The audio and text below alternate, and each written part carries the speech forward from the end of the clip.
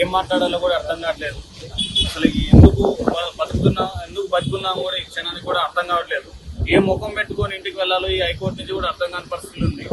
ఎలక్షన్లలో నేను అడుగుతాను తలుచుకున్నా, ఈ కోమటిరెడ్డి వెంకటరెడ్డి గారు ఎడిపోయారు, ఉత్తమ్ కుమార్ రెడ్డి గారు ఎడిపోయారు, పొన్నం ప్రభాకర్ గారు ఎడిపోయారు, మన శ్రీధరబాబు సార్ ఎడిపోయారు, సీతక్క గారు. అయ్యా అక్క, అసలు ఉన్నవా ఈ భూమి మీద ఉన్నావా అక్క? నువ్వు ఎన్నిసార్లు నీ ఇంటి చుట్టూ తిరిగి ఉంటావు చెప్పు? ఎన్నిసార్లు మీ ఇంటి చుట్టూ తిరిగి ఉంటావు? గాంధీ భవన్ మెట్లు ఎక్కుంటావు. అయ్యా గాలి హర్షవర్ధన్ రెడ్డి గారు గుర్తున్నారా అండి మీకు? మేము చమల కింద కుమార్ రెడ్డి గారు గుర్తున్నావా మేము? అసలు ఒకసారి మా పేజీలు గుర్తున్నాయా? మల్లురవి గారు గుర్తున్నాయా? అంటే మీ అందరి పదవులు వచ్చినాయి. మేము అన్యాయం అయిపోయినాం, దుర్మార్గంగా ఈ రోజు భావించబడ్డాం. మేము 8 లక్షల గ్రామీణ ప్రాంత విద్యార్థుల యొక్క ఉసురు ఖచ్చితంగా తగలబోతుందా మీకు? ఎన్నిసార్లు తిప్పించుకున్నారు మీ ఆఫీసుల చుట్టూ? ఎన్నిసార్లు తిప్పించుకున్నారు? కాళ్ళు అరిగేలాగా తిప్పినాం. 25 లక్షల రూపాయలు కోట్లకు కట్టినాం. అడ్వకేట్లకు అప్పులు తీసుకొచ్చి కట్టినాం. కొద్దిగానే మానవత్వం లేకపోతే ఎట్లా నీకు? అసలు బోర్డు ఆంధ్ర అధికారి చేతులు పెట్టి మా జీవితాలను సర్వనాశనం చేసారు. ఏం చేయాలి ఇప్పుడు? ఏ ముఖం పెట్టుకొని ఇంటికి పోవాలి ఇప్పుడు? ఎంతో మంది నమ్ముకొని బస్ యాత్రలు అన్ని తిరిగి ఓట్లు వేయించినాం కదా మేము. మీకు ఎక్కడ అన్యాయం జరిగింది? నల్లగొండ, ఖమ్మం, వరంగల్, మహబూబ్ నగర్ జిల్లాలనే కదా మీకు 48-50 సీట్లు వచ్చినాయి. ఏ పాపం చేసినామని మా ఉత్తరు కొట్టుకున్నారు. ఇవాళ మీకు ఏం దుర్మార్గం చేసినాం ఇవాళ? మిమ్మల్ని కాంగ్రెస్ కాంగ్రెస్ కాంగ్రెస్ కాంగ్రెస్ అని ఓట్లేయటమా? ఏం పాపం చేసినామని ఇవాళ మాకు శిక్ష చేసారు. మేము 16 మంది విద్యార్థులు చచ్చిపోయారు. ఇవాళ 14 నెలల నుంచి కోట్ల కేసు నడిపించడం అంటే మాలాంటి సామాన్య వ్యక్తుల వాళ్ళు ఎక్కడైతే చెప్పు? ఎన్ని ధర్నాలు చేసినావు, ఎన్ని ముట్టలు చేసినావు, దీక్షలు కాదా మీరు కాదా పెట్టించింది? 5 కేసులైనా నా మీద. నా భవిష్యత్తు ఏంది? కాంగ్రెస్ పార్టీ సమాధానం చెప్పాలి. ఇలా ఏ కాంగ్రెస్ నాయకుడు ఎలక్షన్లో నేను తిరిగిన, మీరు అందరం తిరిగిన, జీవోపాలిటిక్స్ విద్యార్థులు తిరిగిన. ఇవాళ చెప్పండి, నాకు ఏ సమాధానం చెప్తారు? మీరే చెప్పాలి. కాంగ్రెస్ పార్టీ వాళ్ళు మీరు ఏ బీఆర్ఎస్ నాయకుడి కాడ కూడా ఫోటోలు లేదు, మొత్తం కాంగ్రెస్ వాళ్ళ కంటే నా ఫోటోలు ఉన్నాయి. ఏ సమాధానం చెప్తారు? ఇవాళ మాకు ఏ సమాధానం చెప్తారు? 126 మార్కులు తెచ్చుకోవడం ఎలక్షన్ ముందు గాంధీ భవన్ మెట్లు ఎన్నిసార్లు ఎక్కినా నేను? ఎన్నిసార్లు ఎక్కినా మా విద్యార్థులు తీసుకొని గాంధీ భవన్ మెట్లు ఎక్కినా? మమ్మల్ని వాడుకొని అందరూ పదవులు తెచ్చుకోరు కదా ఈరోజు. మా తల్లిదండ్రులకి ఏం సమాధానం చెప్పాలి? నేను మమ్మల్ని నమ్ముకున్న మా విద్యార్థులకి ఏం చెప్పాలి? 8 లక్షల మంది విద్యార్థులకి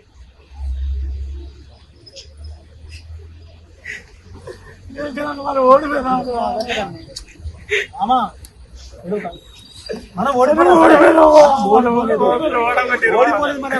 మనల్ని మోసం చేసిరు, మనల్ని మోసం చేసిరు, మనల్ని మోసం చేసిరు, మనల్ని మోసం చేసిరు. మీకు దండం పెడతాం. మీకు మాకు ఉద్యోగాలు కానీ మా ఓపిక లేదుగా, కొట్లాడు ఓపిక లేదు. దయచేసి మానవత్వంతో అందరూ న్యాయం చేయండి. మమ్మల్ని నమ్ముకొని చాలా మంది విద్యార్థులు ఉన్నారు ఇంటి దగ్గర.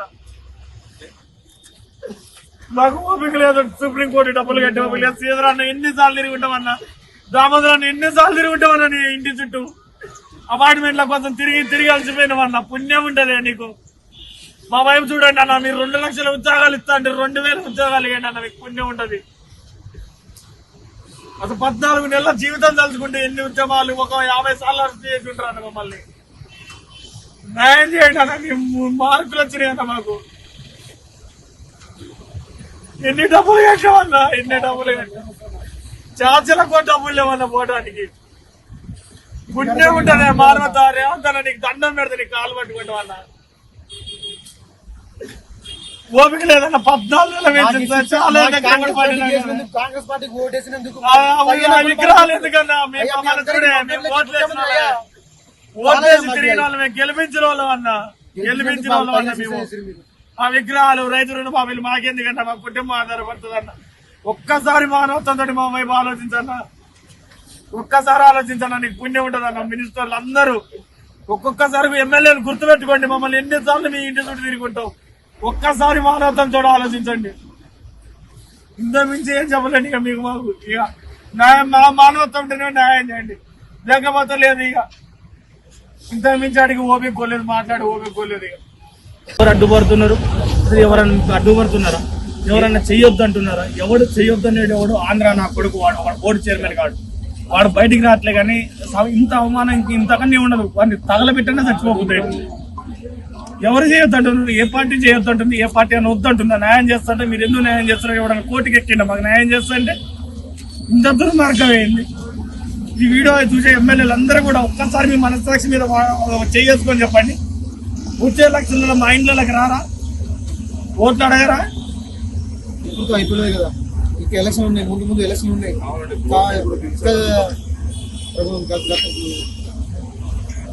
ఫ్యూచర్ లో కూడా ఎన్నికలు ఉంటాయి. రేవంత్ రెడ్డి చెప్పింది కదా, స్టూడెంట్స్ వల్లనే ఇప్పుడు విద్యార్థుల నిరుద్యోగుల వల్లనే గెలిచింది కాంగ్రెస్ పార్టీ. అదే రేవంత్ రెడ్డి మేము చెప్తున్నాం, మీ పార్టీని కూడా ఎట్లా దింపాలో మాకు తెలుసు. మీ పార్టీ కూడా నిరుద్యోగులతో పెట్టుకుంటే వచ్చే నోటిఫికేషన్ ఇంట్లో ఒక్కడికి ఏజ్ లేదు, ఏం చేయం. వచ్చే నోటిఫికేషన్ ఉద్యోగాలు ఏం చేస్తాం? ఒక్కడికి ఏజ్ లేదు. జస్ట్ ఏం రాయాలి, ఎక్కడ చేయాలి? వచ్చే నోటిఫికేషన్ డబ్బులు ఎక్కడ చదవడానికి? వచ్చిన మార్కులకే నైట్ పోతుంది. ఏం చేస్తాం, మనం ప్రయత్నం చేసినాం.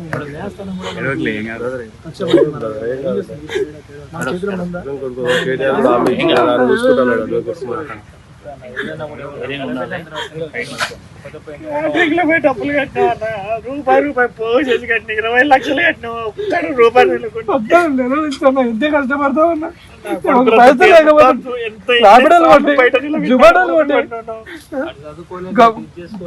వ్యవస్థ మీద నమ్మకం లేక కోర్టుతో వస్తాయి. హైకోర్టులో కూడా న్యాయం జరపతికి ఏం చేస్తా ఉన్నా మేము? ఆడ కూడా అటెండ్ కాదు, ఆడ కూడా 14 ఏజ్ అటెండ్ కాకుండా అడ్వకేట్ జనరల్ కూడా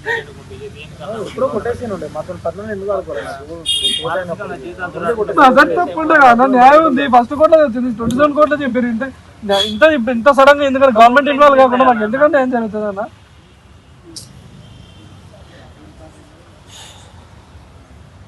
నాకు అర్థం కాని విషయం ఏంటంటే,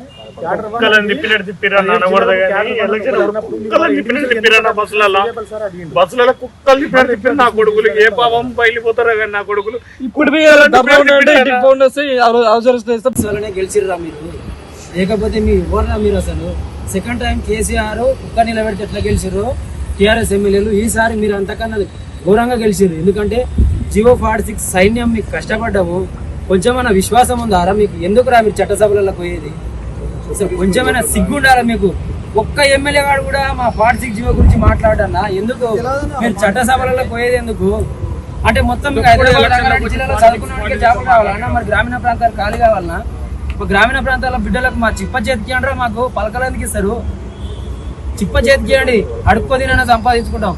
ఈ మెరిట్ మార్కులు ఎందుకు? ఈ గ్రౌండ్ మార్కులు ఎందుకు? 126, 128, 127 మార్కులు ఎక్కడ అన్న? 70-80 మార్కులు ఎక్కడ ఉద్యోగం అంటే?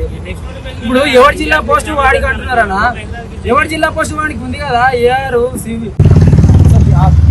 అప్పుడే మా రిజల్ట్ రావడము, ఎలక్షన్ కోడ్ రావడము మీ అదృష్టం అంతే. మీరు నష్టం దొరికినట్టు అయితే గెలిచిరు, కానీ మీ దగ్గర కంటెంట్ లేదు, ఏది లేదు మీ దగ్గర. మీ దగ్గర కంటెంట్ లేదు. వాడు అసెంబ్లీలో పోయి పండ్లు తీసుకుంటాడు, ఒకడు నిద్రపోతాడు. వద్దురా నాయన, మీకు దండంరా స్వామి.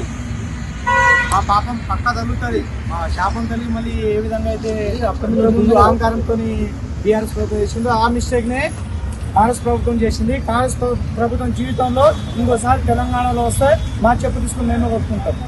అంత నమ్మించి మోసం చేసింది మా కాంగ్రెస్ పార్టీ. మీకంటే ఆ కేసీఆర్ సార్ గారు చాలా బెటరు. ఈ రోజు నుంచి 14 నెలల నుంచి మా తాగే